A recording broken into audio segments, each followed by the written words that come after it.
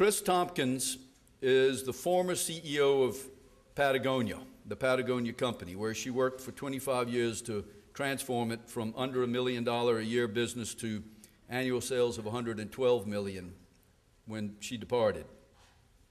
In 1993, she retired from Patagonia, and with her husband, Doug, founder of North Face and Esprit, they founded the Conservacion Land Trust, moved to southern Chile to work to protect wildlands, primarily in the Patagonia region of South America. Pumalin Park, a project of the Conservacion Land Trust, is comprised of more than 750,000 acres and functions as a national park under a private initiative. While most of the park is pristine wilderness, it has extensive public access and is a popular destination. In 2000, they founded Conservacion Patagonica to acquire, protect, restore, and preserve the delicate forests, pastures, and coast of Patagonia in South America. Conservacion Patagonia has already placed 450,000 acres of critical habitat into permanent protection. They have successfully created one Argentine national park and in the process of creating a second in Chile. Their goal is to preserve intact ecosystems by acquiring and protecting privately owned wetlands and ultimately returning these land holdings to the public domain for public protection in the form of national parks or reserves. Kris and Doug have placed well over 2 million acres of critical land into conservation in Chile and Argentina. Kris. Hi there.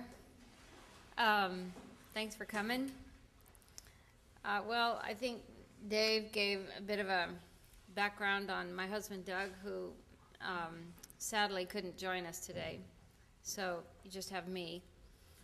As Dave said, we retired from the business community about 15 years ago. And our background, we were ski racers and climbers and people out of the 60s, so had a lot of dreams when we started Patagonia, North Face, and later on Esprit. So when we decided to get out of business, we were really looking around for the next stage of our lives and decided that we would focus our attention on protecting biodiversity through large-scale land conservation. Some people feel that that's sort of a last-ditch effort, that you are so frustrated by the onslaught of industrial growth that the last hope is you just go in and buy the property and try to make parks out of it. And I suppose it is one of the last-ditch strategies in trying to protect wild nature. Anyway, as Dave also said, we've been working down there 15 years. We work in Chile and Argentina. We have 12 different conservation projects going at the moment.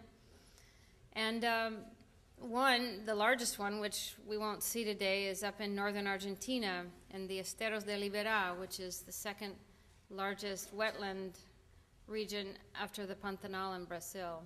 And that's one of our big focuses now. So today we live about 6 months a year in Argentina and 6 months a year in Chile.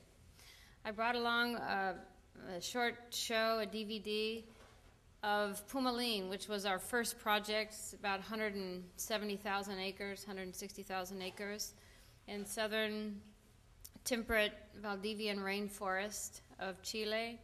Has about 25% of the last alerce trees that exist in the planet. They are the first cousin to the giant sequoias we have here in the United States. And I don't know how many of you have followed some of our projects, but this was really a very emblematic project in that it was a big fight out of the 15 years to create it. About 8 of them. It was very controversial. A lot of trouble politically, really jimmied the Chilean social and cultural system, but that has changed greatly over the last few years. Anyway, I thought we should look at this. It's one of our 12 projects. It's nearly finished now.